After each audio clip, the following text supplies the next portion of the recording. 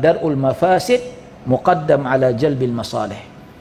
Ya, ulama mengatakan dalam kaedah usul fiqh, dia kata membasmi keburukan lebih baik daripada membawa kebaikan. Kita nak decide satu situasi, kita nak bawa kebaikan ke ataupun kita nak hindar keburukan, mana kita nak pilih?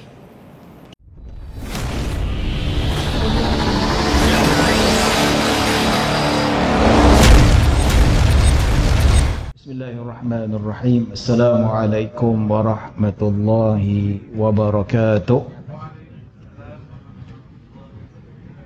Alhamdulillah nahmaduhu wa nasta'inuhu wa nastahdihi wa nastaghfiruh. Wa na'udzu billahi min shururi anfusina wa min sayyiati a'malina. Man yahdihillahu fala mudilla lahu wa man yudlil fala hadiya lahu. Asyhadu an la ilaha illallah wahdahu la syarika lah wa asyhadu anna sayyidana Muhammadan abduhu wa rasuluh. Allahumma salli wa sallim wa zid wa barik ala sayyidina Muhammad abdika wa rasulika an-nabiyil ummi wa ala alihi wa sahbihi ajma'in. Subhanaka la ilma lana illa ma 'allamtana innaka antal alimul hakim. Rabbi syrah li sadri wa yassir li amri wahlul 'uqdatan min lisani yafqahu qawli, amma ba'd. Alhamdulillah, tuan-tuan dan puan-puan dirahmati Allah Subhanahu wa taala. Syukur pada Allah Subhanahu wa taala mengizinkan kita pada malam ini. Saya dimaklumkan oleh Tuan Said, ini kuliah yang pertama ya, di Surau Jumaat An-Naim. Saya dikira sebagai perasmi, alhamdulillah, setelah beberapa bulan kita diuji oleh Allah Subhanahu wa taala dengan ujian yang sangat menguji kesabaran kita. Ada yang sampai hilang pekerjaan, ada yang macam-macam masalah pun ada. Ada yang masalah rumah tangga pun ada sepanjang PKP ni. Ya, jangan main-main. Betul? Dia yang ada mengadu kat saya Facebook, dia kata bila musim PKP ni suami dia punya jenis baran dia lain macam. Pasal apa? Dia bengang tengok anak-anak ni duduk tidur. Dia pun duduk marah anak. Ialah bila dia sebut tu memanglah dia tu kerja cari makan hari-hari. So masa dengan anak tu jaranglah, siang habis dengan kerja dia. Balik petang, kadang-kadang balik malam. Jadi yang mengaturkan urusan anak dia, yang pagi macam mana pergi sekolah dan sebagainya, isteri lah. So isteri tahulah macam mana keadaannya. Jadi dia tak biasa dengan keadaan anak dia macam mana. Sekali tengok anak dia lain macam, yalah. Kadang-kadang sekolah tak ada. Nak buat homework tak ada homework. Tidur. Dia marah lah, itulah, tengking lah, itu ini. So boleh jadi bergaduh suami isteri. Ya, ada yang sampai suami kena buang kerja, isteri tak tahan nak tanggung suami. Yalah, kat sinilah kadang-kadang bila kita tengok tu, hidup dalam rumah tangga ni, macam-macam cabaran, macam-macam dugaan. Syaitan duk masuk, duk cucuk. Kat situ jugalah hikmah kita nak tengok kesetiaan pasangan masing-masing, susah senang bersama. Ya tak? Bila kadang-kadang suami diuji, kena berhenti kerja, bukan permintaan dia, isteri pula yang kena bayar tu, bayar ni. Kita nampaklah air muka sebenar isteri macam mana. Betul tak? Ya, biasalah. Tapi ada yang dah berhenti kerja, tak nak cari kerja, itu melampau lah. Tak kata orang tu, isteri terpaksa menjaga biawak hidup. Satu perkara yang kita rasa tak sepatutnya. Memang kalau isteri nak marah, memang sesuai dan wajar kalau itu berlaku. Tapi ini tuan-tuan dan puan-puan rahmati Allah Subhanahu wa taala, yang kita nak cerita di sini tentang ujian yang Allah berikan kepada kita. Alhamdulillah, Allah longgarkan, Allah ringankan sedikit demi sedikit. Kalau tidak ni memang tak boleh berjemaah belaka. Yang jadi imamnya, yang makmumnya AJK, Bilal dengan imam saja. Kemudian ditingkatkan 12 orang, 40 orang, sekarang dah boleh dah. Dan sekarang kuliah maghrib dah dibenarkan, kuliah subuh dibenarkan, walaupun waktu yang ada limitasinya. Tambah lagi perempuan sekarang tak boleh tak lama lagi. Kalau Selangor 3 Ogos dibenarkan untuk wanita datang ke masjid. Alhamdulillah, sikit demi sedikit Allah Subhanahu wa taala beri kelonggaran kepada kita, dan Allah tarik susah payah dan ujian ini. Dan seharusnya kita perlu bersyukur pada Allah Subhanahu Wa Taala. Ingat Allah Subhanahu Wa Taala. Samping tu kita jangan lupa tawakal kita.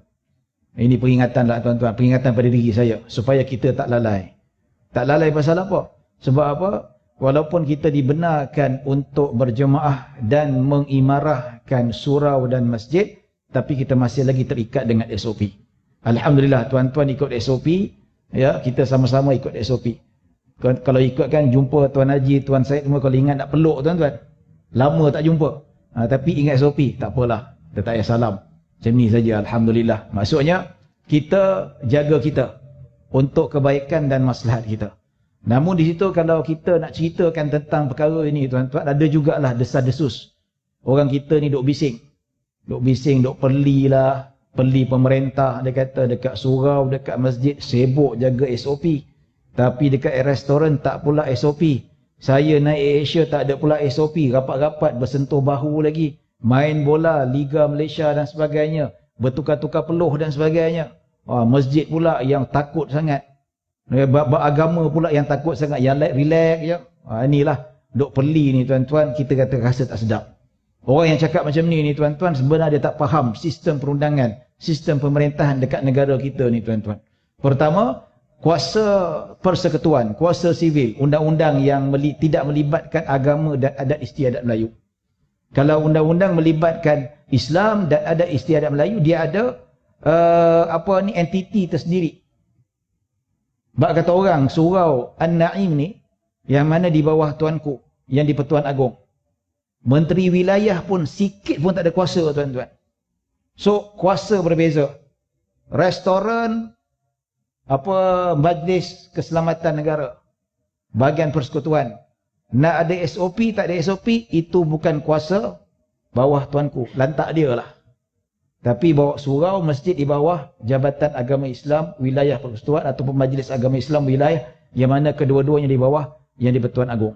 Dia berbeza tuan-tuan, tak sama. Jadi kalau kat luar tak jaga SOP, dekat surau dan masjid jaga SOP, kita patut bersyukur. Kita tengok dah perkembangan 2-3 hari ni tuan-tuan. Hari dia naik 2 angka balik dah, 14 orang. Semalam 7 orang, 14 orang. Hari tu 39 orang. Dah muncul 2-3 kluster pasal apa? Dah mula lalai dah. Dah mula lalai pasal apa? Dah tak jaga social distance. Dah tak pakai apa dah. Sekarang ni dah muncul kluster baru, barulah nak kuat-kuasa SOP balik. Nak saman siapa yang tak pakai mask, kena RM1,000. Baru tahu. Barulah nak kuatkan SOP. Tapi masjid surau dah lama dah tuan-tuan, SOP tetap dijalankan tanpa ada kompromi. Alhamdulillah sampai sekarang tak ada kluster surau An-Naim. Mana-mana masjid tak ada. Mana tak ada. Sekali itulah mana. Dekat masjid Seri Petaling. Itu pun bukan salah jemaah tabligh. Mereka berkumpul ada permit. Bukan mereka kumpul tak ada permit. Ada surat polis. Ya. Jadi benda-benda macam ni tuan-tuan, kita alhamdulillah lah ikut saja SOP, dalam erti kata bukanlah menyusahkan kita pun.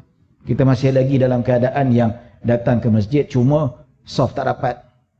Hari itu saya ceramah dekat Bandar Teknologi Kajang, ada seorang hamba Allah, Pak Haji, dia jumpa saya. Ustaz, macam mana kita semayang ni Ustaz? Ya, kita ni dah hampir berjaya memutuskan, kata orang ni COVID-19, tapi soft tak rapat-rapat lagi, kita solat macam mana? Saya kata memanglah kita hampir berjaya, kita berjaya melandaikan, kita berjaya merendahkan. Ada sekali itu 2-3 kali memang kosong tempatan, tak ada jangkitan langsung, alhamdulillah. Tetapi kita ingat kita masih belum berjaya memutuskan, belum menang 100%. Bak kata orang hampir menang tapi belum menang. Maksudnya apa? Risiko masih ada. Sebab tu pasal apa COVID-19 ni tuan-tuan, pembawa COVID-19 ni majoriti tak ada simptom. Sihat macam kita ni semua alhamdulillah. Majoriti. Buat kajian, majoriti yang tak nampak simptom. Tah-tah yang duduk sebelah kita sihat walafiat, pembawa COVID-19. Tah-tah saya tuan-tuan, wallahu a'lam. Sebab tu SOP nak jaga. Oh ya ke? Kamu tahu ke? Kita tak tahu. Yang mana banyak berlaku tanpa kita sedar, yang duduk sebelah kita sihat walafiat, badan sadar, COVID-19. Siapa tak tahu?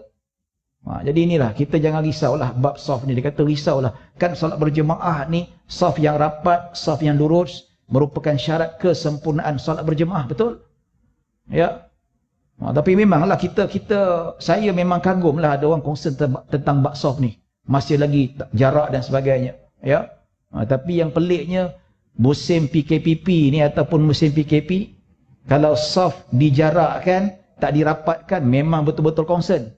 Tapi kalau tak ada PKP, suruh rapatkan soft, imam penat cakap tuan-tuan. Setau waktu dulu.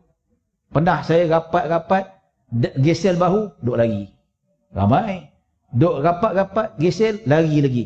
Allahu Akbar. Apa cerita? Payah betul. Ada dekat Ceras, ada seorang hamba Allah haji ni. Setiap kali saya nak rapatkan dia lari. Tergeramlah haji. Kenapa lari? Rapat haji dia kata. Bukan apa ustaz. Kalau rapat sangat nanti tak boleh nak duduk tahiyat akhir. Dia duduk kejar, duduk tahiyat akhir. Dalam hati saya, kepala bana betul lah. Ya. Antara nak duduk tahiyat akhir dan luruskan saf itu lebih utama. Dapat tak dapat duduk tahiyat akhir itu perkara lain. Sebab apa? Luruskan saf ni satu benda yang sangat dititik beratkan oleh Nabi SAW. Sampai Nabi yang kita baca hadis yang lalu, bagaimana fadilat saf, Nabi nak angkat takbir Allahu Akbar, Nabi nampak kat belakang ada dada ke depan. Orang tanya macam mana Nabi nampak? Nabi tengok depan, peristiwa berlaku kat belakang. Itu mukjizat Nabi. Nabi ada mata ke? Allah bagi wahyu ada skrin ke nampak? Wallahu alam. Nabi tak beritahu, kita beriman saja. Macam mana Nabi nampak? Wallahu alam. Nabi nak takbir Allahu Akbar, nampak dada ke depan. Nabi stop. Nabi kata ittaqullah, bertakwalah pada Allah. Maksudnya yang tak luruskan saf ni, yang tak nak rapat, yang duk lari-lari ni tuan-tuan, kurang bertakwa. Saya kata haji, kenapa dah kejar duk tahiyat awal, tahiyat akhir, duduk tawarruk tu. Dapat-dapatlah, kalau tak ada duduk tahiyat awal. Boleh ke ustaz? Siapa kata tak boleh? Dalam Bukhari Muslim, sifat salat Bukhari Muslim, dalam Umdatul Ahkam pun sendiri menceritakan bagaimana sifat salat Nabi SAW. Ada beberapa riwayat Nabi salat 2 rakaat, pada duduk tahiyat akhir, duduk yang terakhir tu, Nabi duduk sebiji macam tahiyat awal. Ada riwayat, Nabi duduk, yang mana duduk yang terakhir tu, Nabi tak duduk yang mana duduk tawarruk, duduk tahiyat akhir. Nabi duduk sebiji tahiyat awal. So what is the problem?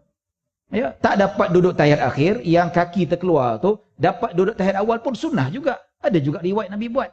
Ini duduk kejar, dah rapat, dia lagi, rapat lagi. Pasal apa nak duduk tahiyat akhir? Tuan-tuan, kalau dapat, kalau ada ruang, duduk, Alhamdulillah. Tapi sebab kata orang tu rapat, tak sempat kalau kita nak duduk yang mencondong tu tuan-tuan, tak apalah, duduk tahiyat awal. Ada juga sabit dalam sunnah Nabi SAW.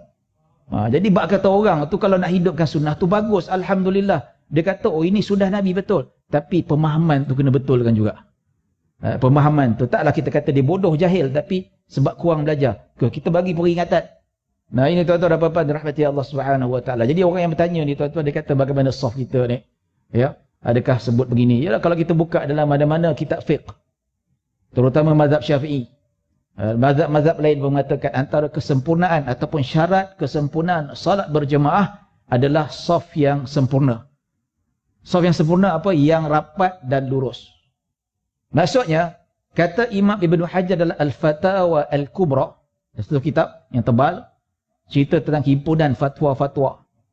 Dia kata bagaimana kalau tak dapat nak luruskan saf disebabkan ada batu, ada tiang, ada lubang dan sebagainya, ya, ada keuzuran dan sebagainya. Dia kata saf yang lurus, saf yang rapat adalah kesempurnaan salat berjemaah, iaitu dapat pahala penuh. Bermakna kalaulah saf yang tak rapat, saf yang tak lurus ataupun salah satu daripadanya, maka makruh hukum dia. Maksudnya salat berjemaah masih sah. Macam kita buat ni kan masih sah, cuma makruh. Tapi makruh macam mana? Makruh disebutkan oleh Imam Ibn Hajar tanpa keuzuran.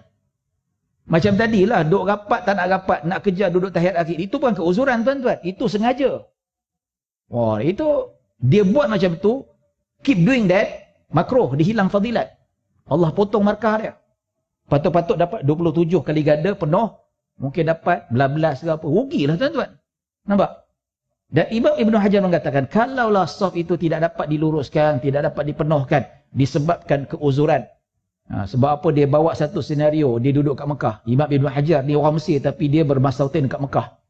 Ya, sehingga dibuka madrasah Syafi'iyah dekat sana tuan-tuan. Dia kata, katakanlah kalau sembahyang dekat Masjidil Haram, ya, Ada satu tempat tu panas, tak boleh nak berdiri di tengah-tengah panas, terpaksa cari tempat duduk.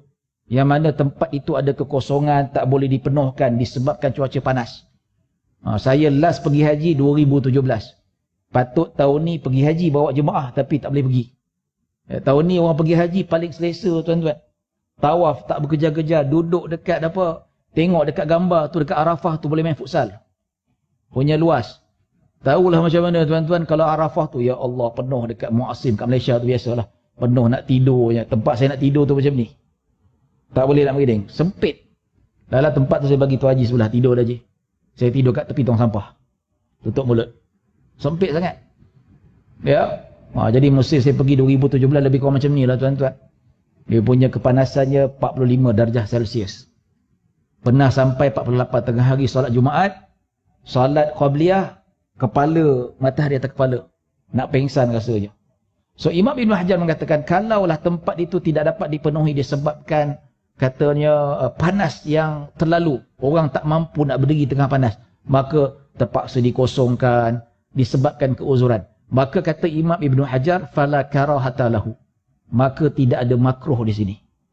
So tuan-tuan jangan risaulah, kita tak rapat ni bukan kehendak kita. Atas kehendak pemerintah, dan pemerintah suruh kita jarakkan, ada social distance ya di antara individu-individu atas kemaslahatan kita, untuk keselamatan kita. Kita tak tahu tuan-tuan. Ya, ada orang bawa COVID-19 berbulan-bulan sihat walafiat, antibody dia kuat, kita tak tahu. Ya, jadi untuk kemaslahatan. Jadi jangan takut, kita solat walaupun soft dijarakkan. Walaupun tak rapat bermakna, bukan bermakna solat kita tidak sempurna, tetap sempurna. Ya, dan kita menjarakkan soft ini tidak seperti normal disebabkan keuzuran. Dan keuzuran ini dinamakan keuzuran syar'i. Dan ia bertepatan dengan kaedah usul fiqh yang mana disebutkan oleh para ulama, dar'ul mafasid muqaddam ala jalbil masalih. Ya, ulama mengatakan dalam kaedah usul fiqh, dia kata membasmi keburukan lebih baik daripada membawa kebaikan. Kita nak decide satu situasi. Kita nak bawa kebaikan ke ataupun kita nak hindar keburukan. Mana kita nak pilih? Contoh dalam situasi ini. Kita nak bawa kebaikan. Situasi nak solat maghrib, solat isyak, solat 5 waktu. Nak rapatkan soft ke nak jarakkan soft? Kalau kita rapatkan soft, kita dapat banyak kebaikan. Iaitu solat berjemaah sempurna. Pahala soft sempurna. Ikut sunnah Nabi SAW. Tapi dalam masa yang sama ada risiko.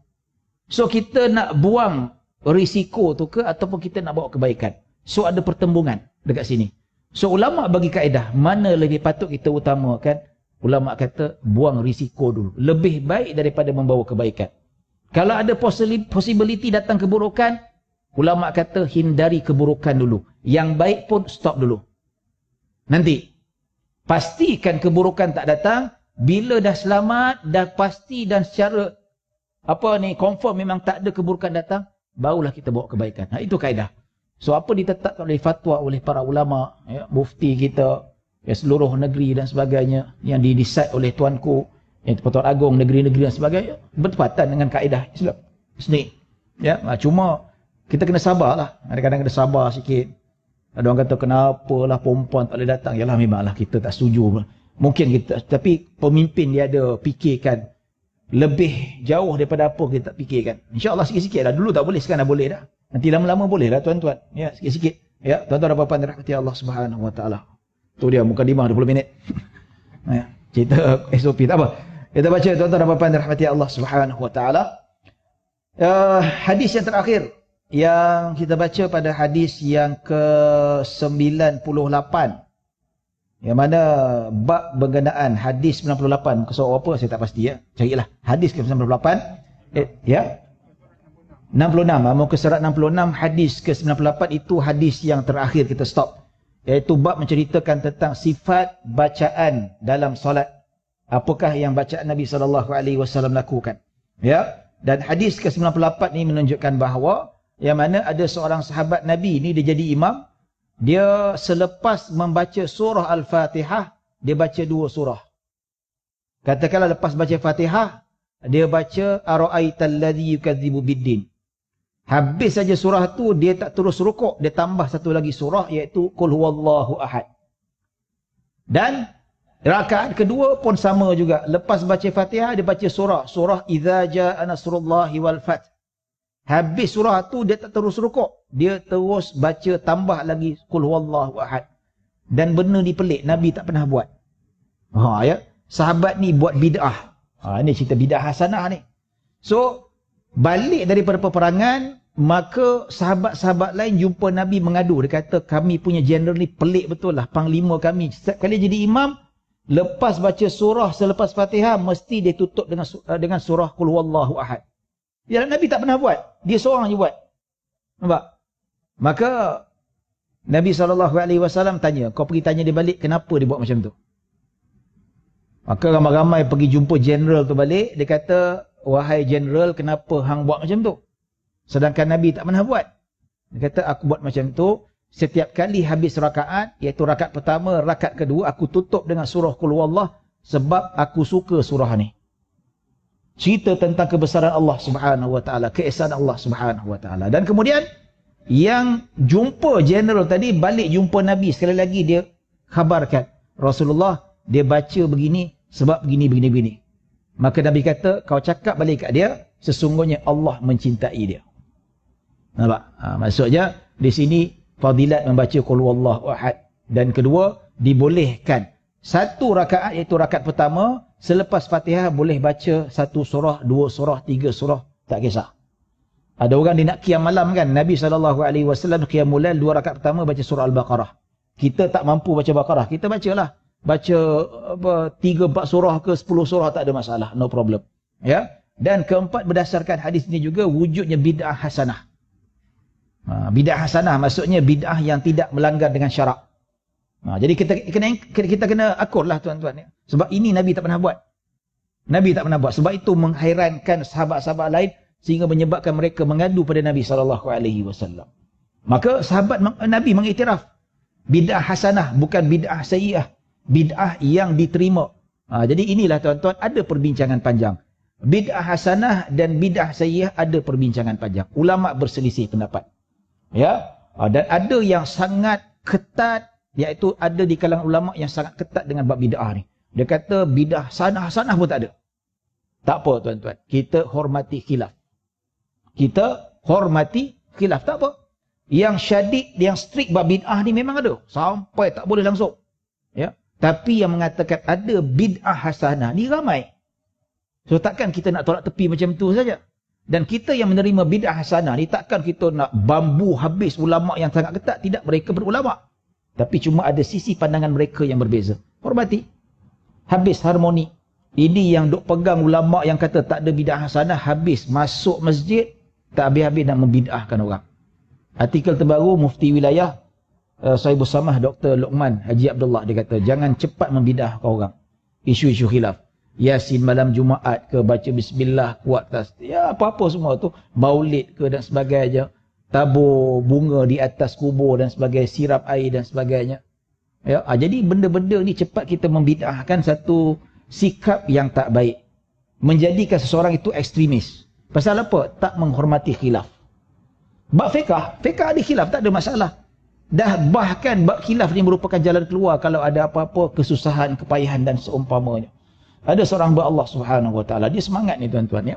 Dia datang jumpa saya dekat PJ, dia kata, "Ustaz, saya ni nak apalah. Kenapa orang kita ni dia lepas saja mengkebumikan jenazah, kenapa siram air? Adakah mereka meyakini bahawa air yang disiram atas kubur tu akan memberi kesejukan pada ahli kubur?" Saya senyap saja. Semangat sangat dia, semangat.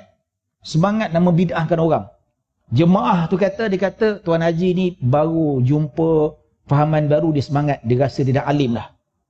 Dah belajar 1-2 hadis, terus sedang membid'ahkan orang. Baru belajar 1 hadis, dah rasa alim. Apa hadis itu tuan-tuan? Dia kata, "Man ahdatha fi amrina hadha ma laysa minhu fahuwa raddun." Sesiapa yang melakukan perkara yang baru di kalangan kami, ya, bukan yang amalan kami, maka amalan tertolak. Bau hafal hadis ni, oh semua Nabi tak pernah buat, dia tak buat. Ya. Lepas tu tambah lagi tabur bunga atas kubur. Apa benda ni Ustaz? Boleh Ustaz bagi clarification? Ya Ustaz masih lagi nak menghalalkan benda ni? Saya kata tak ada masalah. Ya. Dan saya tanya balik, awak confirm ke tak ada sandaran perbuatan siram air ke atas kubur dan tabur bunga di atas kubur. Saya tanya balik. Saya rasa tak ada dalam petunjuk Nabi. Awak confirm ke? Yakin ke? Dah baca ke semua hadis? Itu saya tak tahulah. Yakin sangat? Yakinnya kamu. Tak kiralah engkau haji ke datuk ke, pergi sila meninggal lah. Duk sombong sangat, ilmu sangat tu kan. Saya kata, saya nak tanya. Saya tanya balik, saya buat macam ni. Dia tu pangkat bapak saya, tapi sebab dia datang secara biadab, suka nak berbiadab. Dia kata, you confirm tak? Haji you confirm tak? Ada tak? Tak ada hadis yang Nabi siram atas kubur, ada tak? You confirm tak? Saya rasa tak ada. Jangan rasa tak ada, you confirm tak? Siap. Kalau saya kata ada, macam mana? Dan tabur bunga atas kubur tu ada asas. Saya kata ada, macam mana? Dia senyap. Okey, start begitu. Begitu. Ketika saat anak Rasulullah namanya Ibrahim alaihissalam meninggal ketika kecil kan. Dia meninggal dunia selepas mengkebumikan Ibrahim alaihissalam, maka Nabi ambil air, Nabi siram di atas kubur Ibrahim. Tak percaya, buka dalam Sunan Sittah. Hadis sahih. Saya kata ini dalil. Haji pandai-pandai kata tak ada asas. Belajar kat mana ni? Yakin sangat. Ya, di bahasa Arab pun tak kerti. Ya. Ni buku baca internet, mana-mana sumber dia baca. Yalah, kita tak ada masalah benda macam ni, benda khilaf. Ada ulama kata boleh dan ada ulama kata tak boleh. So kita tak ada masalah, tapi ni duk pandai, duk push orang kata dia seorang saja betul. Dia kata. Dan satu lagi dalil yang menunjukkan bahawa ketika pada Nabi SAW wafat. Nabi wafat, iaitu tahun ke-10 Hijrah. Selepas Hajjatul Wada'. Selesai saja pengkebumian, siapa yang ambil air, siram di atas kubur ataupun makam Rasulullah yang mulia, iaitu Sayyidina Bilal bin Rabah radhiyallahu anhu. Selepas Nabi kebumikan, dia ambil air, dia siram di atas kubur. So, kenapa Nabi siram dan kenapa Sayyidina Bilal siram di atas kubur? Ulama ada berselisih pendapat. Imam Nawawi kata untuk memampankan tanah, supaya tanah tu mampan dan tidak terbang bila ditiup angin. Nah, ini ada pentakwilan para ulama. Tapi at least ada sandaran para ulama. Ada sandaran hadis Nabi SAW. Manakala tabur di atas bunga ni pun ada sandaran, iaitu hadis yang kita baca sebelum ni tuan-tuan, yang pernah kita baca, iaitu patahkan pelepah tamar. Kan Nabi lalu dua tanah perkuburan yang mana kedua-duanya diseksa oleh Allah Subhanahu Wa Taala. Nabi ambil pelepah tamar, Nabi pacak. Para sahabat bertanya, pasal sebab pelepah tamar ni selagi mana dia basah, dia akan meringankan ahli kubur ini daripada siksaan. So di sini ada khilaf di kalangan para ulama. Pendapat pertama dia kata pelepah tamar ni selagi mana dia basah, dia berzikir. Sebab apa dalam Al-Quran, Allah Subhanahu Wa Taala yang bermaksud, dia kata tidak ada setiap benda tu kecuali dia berzikir pada Allah. Tetapi kamu tak faham apa dia. Kadang-kadang bunyi pokok sek-sok kan. Ya, kadang-kadang kita dengar anjing menyalak. Kita tak faham. Ya, Allah yang faham. Kemungkinan bunyi pokok yang kita rasa bunyi dayu-dayu angin tu, mungkin dia berzikir. Kita dengar kucing mengiau tu, mungkin dia berzikir. Kita tak faham. So disebabkan pelepah tamar tu berzikirlah yang akan meringankan azab orang yang berada dalam kubur itu. Itu pendapat pertama. Kedua, dia kata itu syafaat Nabi SAW. Selagi mana pelepah tu tamar itu basah, selagi itulah pelepah syafaat Nabi berjalan. So ada khilaf tuan-tuan. Yang pendapat pertama dia kata ini bukan hanya untuk Nabi, untuk kita pun boleh buat. Buktinya apa? Dalam Sahih Bukhari disebutkan ada seorang sahabat Nabi SAW namanya Abu Buraidah radhiyallahu anhu. Dia berpesan pada anaknya, kalau aku meninggal dunia, jangan lupa pacakkan pelepah tamar di atas kubur aku. Maksudnya ini sahabat mengatakan bukan khususiah Nabi saja. Sahabat boleh buat, anak sahabat boleh buat, kita pun boleh buat. Dan apa kaitannya pelepah tamar yang basah dengan kelopak-kelopak bunga tu? Sebab itu kalau kita buka dalam fatwa Ahsanil Kalam yang dikarang oleh Syekh Atiyah Sakar, ulama besar dekat Al-Azhar, dia kata. Kata orang tanya, boleh tak tabur bunga di atas kubur? Sebab apa kat negara Arab pun ada juga. Sebab apa budaya ni kita bawa daripada negara Arab, bawa ke sini. Sebab apa tok guru kita dulu belajar kat Mekah. Belajar kat Mekah, dia bawa benda tu, dia tabur bunga. So Syekh Atiyah Sakar mengatakan bahawa ini ada asas. Pasal apa? Kelopak-kelopak bunga itu ditabur atas bunga, dikiaskan dengan pelepah tamar. Selagi mana kelopak-kelopak tu tak kering, selagi itu dia berzikir. Selagi mana dia berzikir, selagi itulah insya-Allah dengan izin Allah dia memberi keringanan pada si mati dalam kubur tu. Ada asas lah tuan-tuan. Oh, itu kelopak lain, pelepah tamar. Habis nak cari pelepah tamar, nak tambah, nak pergi Mekah. Nak import pelepah tamar, nak letak kat kubur hang. Macam tu. Taklah saya kata hang kat tu kan, tak ada korang ajar sangat lah, kesian nanti kan. Cakap hati. Jadi apa, tak kisah pelepah pokok kelapa ke, ya, pokok apa ni, kelapa sawit ke, tak apalah, bunga ke apa lah.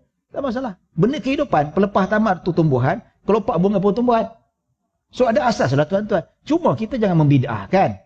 Cuma kita perlu educate masyarakat. Kita perlu terangkan pada masyarakat. Ya, yang selama ni kita tak tahu. Dulu saya tanya bapak saya zaman saya sekolah rendah. Saya tanya bapak saya, "Abah, kenapa dia siram air atas kubur tu? Kenapa dia tabur kelopak bunga?" Dia kata. Bapak saya kata, "Aku pun tak kerti nak jawab lah. Ikut je lah." Ya, tak tahulah, nantilah tanya ustaz sebagainya. Saya belajar dekat Mesir baru saya jumpa jawapannya lah. Ya, belajar dengan Syekh dan sebagainya. Ada asas, ada masalah. Ini cepat-cepat dah membid'ahkan dah lah. Tak reti dah, tak ada ilmu bahasa Arab pun tak reti. Baca Al-Quran pun tak reti tafsiran dia. Baca hadis pun tak reti nak tunjuk syarahnya macam mana. Usul fiqh pun tak tahu. Cepat sangat dah membid'ah. Kau belajar satu hadis. Man ahdatha fi amrina hadza ma laysa minhu fa huwa raddun. Kita tak nafikan bab yang tabur bunga tu ada ulama yang tak bagi. Sebab apa? Dia berpegang pada hadis bahawa meletak pelepah tamar tu itu khususiah Nabi. Keistimewaan Nabi, tak ada siapa boleh share. Betul ada pendapat tu, kita hormatlah, tak apalah. Ulama yang pegang pendapat tu kita hormat. Dan siapa nak berpegang pendapat tu, tak ada masalah, kita hormat. Tapi dia nak paksa kita ikut pendapat dia, buat apa? Ini yang kita kata bab khilaf, bab bid'ah hasanah dan sebagainya. Benda kita kena kompromi lah. Jangan cepat kita nak menghukum orang, jangan cepat kita nak menjatuhkan orang dan sebagainya. Benda tak baik, benda tak bagus. Ya, benda-benda khilaf, benda-benda yang tak sepatutnya menjadikan punca perbalahan masyarakat. Lagi pun benda khilaf, lagi besar kita nak menentang ni tuan-tuan. Unsur-unsur yang menyesatkan umat Islam. Apa lagi tuan-tuan? Ni masalah akidah, masalah liberal, masalah sekular, masalah ya harikat maklepat apa siapa tu? Hakikat makrifat maklepat apa benda tu lah, kita pun tak tahulah. Tak payah sembahyang, selagi mana solat tak sempurna tak payah sembahyang. Selagi solat tak khusyuk, tak payah semayang. Banyak cantik muka dia. Ya, ini lagi yang patut kita nak hadapi. Keruntuhan akhlak, keruntuhan akidah, itu yang kita nak lawan. Itu yang kita nak cuba kita kedepankan. Ini tak habis-habis benda khilaf. Benda khilaf. Ya, cuma bab tabur bunga, siram air, kita educate masyarakat. Kita terang pada masyarakat. Kalau imam yang baca talqin tu, tuan-tuan, kenapa kita siram air? Sebab ada asas, ada sunnah Nabi SAW. Kenapa kita tabur bunga di atas tu? Disebabkan ada asas Nabi peletak pelepah tamar. So masyarakat yang tak tahu jadi tahu. So dia beramal, oh okey, aku siram air sebab ada sunnah Nabi. Aku pelepah kelopak bunga ni disebabkan ada sunnah Nabi SAW. Jadi mereka beramal dengan ilmu. Kalau tiap sebelum duk ikut saja. Daripada kita membidahkan, daripada kita stop amalan macam tu, yang masih ada asas, why not kita educate people? Cuma yang kita nak betul, kalau ada dulu dia kata, okey, bunga tu mesti 7 jenis bunga. Oh ya, nak cari 7 jenis bunga ni tuan-tuan zaman sekarang ni payah betul. Lala pergi kuil, ambil bunga kuil tu. Rembat curi. Dah kata, kenapa curi? Dah kata nak 7, bawa ada 6. Kesian orang tu. Tak payahlah, daun-daun pun boleh tuan-tuan. Daun rambutan tu, tabur pun boleh dah. Betul tak? Benda macam tu. Kan? Apa susah? Ambil lalang pun boleh, tanam dan sebagainya. Tapi lalang tak cantik lah kubur tu kan. Betul tak? Ya, dan air tu, okey, air mesti 7 kolah masjid. Ya, sampai kat surah An-Naim dia kata ada kolah, tak ada kolah. Kenapa tak ada kolah? Oh, marah dia. Menyusahkan aku nak cari ikut masjid ada kolah. Kalau sini ada kolah, lepas satu dah. Ya, tak payahlah macam tu tuan-tuan. Ya. Jadi ni tuan-tuan dan puan-puan rahmati Allah Subhanahu Wa Taala. Tapi bab bidah hasanah ni jangan kita pandai-pandai buat. Ada dawabit, ada perimeter yang ulama jelaskan. Bukan sembarangan kita nak buat bidah hasanah. Ada juga ulama meletakkan bidah hasanah ni syarat yang ketat. Termasuk ulama-ulama mazhab Syafi'i. Ada kaedah-kaedahnya. So macam mana kita nak tahu? Kita rujuk pada para ulama. Ya. Baik tuan-tuan dan puan-puan rahmati Allah Subhanahu Wa Taala. Kita baca hadis yang ke-99. Ada lebih kurang dalam 8 minit. Isyak pun apa? Oh, kita ada lebih kurang dalam 8 minit. Ya. Sempatlah insya-Allah satu hadis. Hadis yang ke-99 an Jabir radhiyallahu anhu anna Rasulullah sallallahu alaihi wasallam qala li Mu'adz falawla sallaita bi sabbih isma rabbikal a'la wasyamsi wa duhaha wal laili idza yaghsha fa innahu yusalli wara'aka al-kabiru wad-dha'ifu wa dhul hajah. Riwayat Jabir radhiyallahu anhu menyatakan bahawa Rasulullah sallallahu alaihi wasallam berkata kepada Mu'adz, ya, tidak cukupkah bagi kamu salat dengan sabbih isma rabbikal a'la wasyamsi wa duhaha wal laili idza yaghsha. Sesungguhnya yang salat di belakang kamu itu adalah orang tua, orang yang lemah ataupun sakit, dan orang yang ada urusan. Hadis riwayat Bukhari dan Muslim. Ini hadis ni cerita tentang sifat bacaan pada solat-solat yang di mana solat yang berbentuk solat isyak, solat maghrib, surah yang macam ni. Pada asasnya hadis ni Nabi SAW menegur Mu'adz bin Jabal. Mu'adz bin Jabal ni tuan-tuan, apa dia buat? Dia apabila waktu maghrib dan isyak ataupun isyak sahaja, dia akan solat berjemaah dengan Nabi SAW. Dia nak ambil berkat. Dia nak ambil berkat untuk solat berimamkan Nabi Muhammad SAW. Jadi ini tuan-tuan, sebab apa? Kalau berimamkan orang yang saleh, orang yang alim, orang yang bak kata orang bertakwa, ini satu kelebihan. Maksudnya kalau kita nak melantik seseorang itu menjadi imam, orang yang bagus bacaannya, orang yang faqih, tahu tentang hukum hakam salat, dan orang yang bertakwa. Itu yang penting. Sebab itu Mu'adz bin Jabal, dia boleh nak sembahyang dekat kampung dia, tapi dia pergi Masjid Madinah, Masjid Nabawi untuk salat bersama dengan Nabi dahulu. Selesai salat isyak, dia akan balik ke kampung dia dekat penghujung Madinah. Ya, dia balik ke kampung dia pula, lebih kurang macam sini pergi dekat sini Wangsa Maju, pergi kat Seti Wangsa tu lah. Dia pergi jalan kaki balik, dia pula jadi imam kepada orang kampung dia. Pertama salat isyak dengan Nabi SAW, kali kedua salat isyak sekali lagi, iaitu bersama dengan orang kampung dia. Jadi dia balik buat pertama kali jadi imam orang kampung dia baca panjang-panjang. Isyak saja dia baca dalam riwayat surah Al-Baqarah. Tu dia. Kita baca surah Al-Baqarah 1 sampai 6, betul tak? Itu pun dah rasa panjang dah. Itu pun tak berapa nak hafal, betul tak? Tak berapa nak hafal.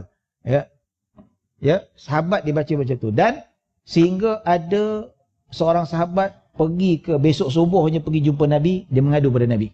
Sampai kami terpaksa tidur lewat. Dia kata dia mengadu pasal Mu'adz bin Jabal duk baca surah panjang-panjang. Maka Nabi pun marah. Ni panggil dia kata, wahai Mu'adz, tak cukupkah surah sabbih isma rabbikal a'la? Tak cukupkah membaca surah wasyamsi wa duhaha?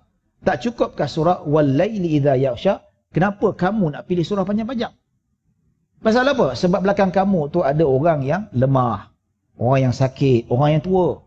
Ya, kamu muda, kuat, berdiri 2 jam, 3 jam, orang tua tak boleh. Duduk lama pun tak boleh, apatah lagi berdiri. Begitu juga orang yang sakit, tak sihat. Maksudnya bukan sakit teruk, sakit yang tak berapa nak sihat. Maksudnya ada demam sikit dan sebagainya. Ya, pun tak larat berdiri lama. Wadzul jahajah, dan orang yang sihat, orang yang muda, tak semestinya dia boleh duduk lama. Pasal apa? Dia ada urusan lain yang lain. Ada urusan nak pergi kerja ke, urusan nak hantar isteri ke, nak pergi macam-macam. Jadilah ini yang disebutkan, perlulah seorang imam tu kena faham tentang hakikat suasana ataupun situasi makmum itu sendiri. Sebab itulah kena baca surah yang sederhana. Yang mana tuan-tuan dan puan-puan dirahmati Allah Subhanahu wa taala, hadis ni menunjukkan bahawa apabila solat isyak, paling panjang surah macam ni. Paling panjang range surah sabbih isma rabbikal a'la. Tak boleh lebih panjang daripada ni. Kalau panjang lebih daripada ni, maka tidak digalakkan oleh para fuqaha. Pasal apa Nabi kata, isyak kau baca surah yang panjang macam ni. Ataupun nak baca surah Al-Baqarah, panjangnya sama macam sabbih isma rabbikal a'la. Iaitu 3 suku muka surat. Itu rakaat pertama. Dan kedua, lebih kurang baca wasyamsi wa duha macam tu. Ya. Kalau lebih jangan pula isyak nanti, baca 1,5 muka surat. Ini Nabi tak bagi tuan-tuan. Nampak? Ya. Yang panjang ketika solat subuh saja. Solat subuh memang Nabi baca panjang-panjang. Terutama hari Jumaat Nabi baca surah Sajadah dan Nabi baca surah Al-Insan. Ya. Jadi tuan-tuan dirahmati Allah Subhanahu wa taala kena faham, dan waktu maghrib baca surah-surah lazim. Pernah tak Nabi baca surah panjang ketika maghrib? Ada. Nabi baca surah At-Tur, iaitu 50 ayat. Oh boleh, tak apa. Itu ketika perang. Ketika perang, yang duduk belakang Nabi tu gagah-gagah belaka. Berdiri 2-3 jam, tak ada masalah. Sebab tu kalau dekat Mahat Tafiz, dekat surau-surau mereka, isyak mereka tu sembahyang pukul 9, habis isyak 9.30. Pasal apa? Dia punya tok guru dia baca surah panjang-panjang. Pasal apa? Nak kasih anak murid dengar, kuatkan hafalan. Tak apa, sebab apa? Yang belakang tu muda-muda belaka. Tapi dekat surau, dekat masjid, qaryah kita tak sesuai. Ada macam ragam jenis level masyarakat. Macam saya tu mungkin kuat lah. Ya? Yang lain tak boleh. Betul tak? Ini cuba-cubalah sekali tukar. Surah An-Naim, tarawih tahun depan 8 rakaat tukar kepada 20 rakaat. Kata wajib. Tak ada lah. Bising semua tuan-tuan. Ya? Baca surah panjang sikit, hantar surat kat Jawi, minta tolong pecat imam ni. Kita tak tahan. Memang pernah Nabi baca surah panjang ketika maghrib, tapi yang belakang Nabi tentera-tentera yang hebat-hebat belaka, yang kuat-kuat belaka. Ya, itu tuan-tuan dirahmati Allah Subhanahu Wa Taala. Jadi kita kena hormat SOP. Kebetulan kita pun habis landing cantik tuan-tuan, tak ada tergantung. Jadi kesempatan ini saya mohon maaf kalau ada salah silap. Maksudnya eloklah kita berhenti sekarang, berdasarkan SOP yang kita ikuti. Mohon maaf kalau ada salah silap, kalau kekurangan, yang baik hanya daripada Allah Subhanahu Wa Taala. Kekurangan kesilapan datang daripada diri saya sendiri. Aku qauli hadza wa astaghfirullahalazim li wa lakum wa lisairil muslimina wal muslimat wal mu'minina wal mu'minat. Bismillahirrahmanirrahim. Allahumma ja'al jam'ana hadza jam'an marhuma wa tafarruqana min ba'di tafarruqan ma'suma. Allahumma la tada' fi maqamina hadza man ila ghafarta wal hamman ila farajta ولا دينا إلا قضيت ولا مريضا إلا شفيت ولا حاجة من حوائج الدنيا والآخرة إلا قضيتها يا رب العالمين. صلى الله على سيدنا محمد وعلى آله وصحبه وسلم. الحمد لله رب العالمين. السلام عليكم ورحمة الله وبركاته.